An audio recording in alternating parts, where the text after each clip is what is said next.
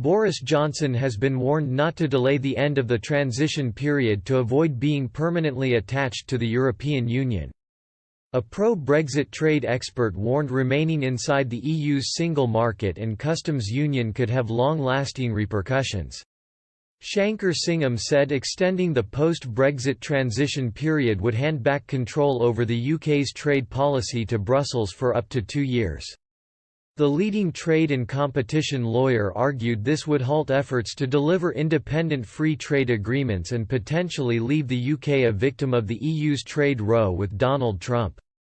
The Prime Minister was urged to leave the EU's single market and customs union at the end of the year to speed up the UK's recovery from the economic impact. Writing for the Conservative Home website, Mr Singham said, "Transition is extremely unfavourable to the UK for a number of reasons, and while it might be justifiable for a short period, the UK cannot afford to be under these terms for a moment longer than necessary.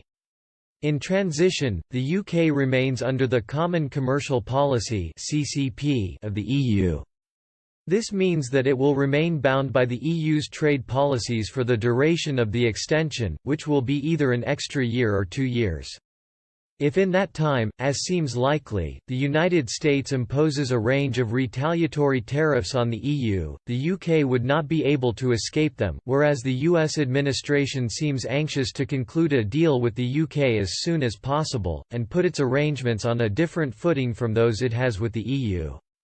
He believes remaining under the EU's rulebook will immediately hamper the UK's attempts to seal trade deals with countries such as the United States, Australia. They will have the certainty of their new relationship with Britain pulled from underneath them as the country is unable to exercise an independent trade policy while still in the single market and customs union.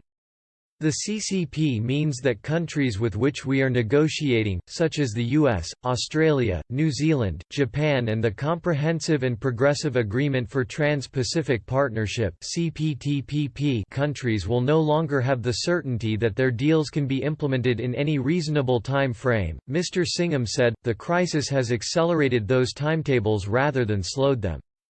We will need to do everything in our power to revive the comatose economy once we are out of our various lockdowns." He predicts Asian countries are likely to come out of this crisis faster, adding any transition extension would see the hard-won advantage of, "We have finally convinced these countries that we are like any other country negotiating with the EU, and they do not need to wait to see what our arrangements with the EU will be before they negotiate with us," Mr Singham added. This hard-won advantage will be lost if we extend and remain under the CCP, as our other trade partners will not want to expend political capital when the UK's position is less certain. Downing Street has remained adamant the transition period will not be extended beyond the December 31, 2020 cutoff point. Brussels, however, expects the UK to eventually U-turn on its policy and request to delay Brexit after trade talks have been brought to a standstill by the coronavirus crisis. EU chiefs say anyone who believes concluding an agreement is possible by the end of the year is living in fantasy land.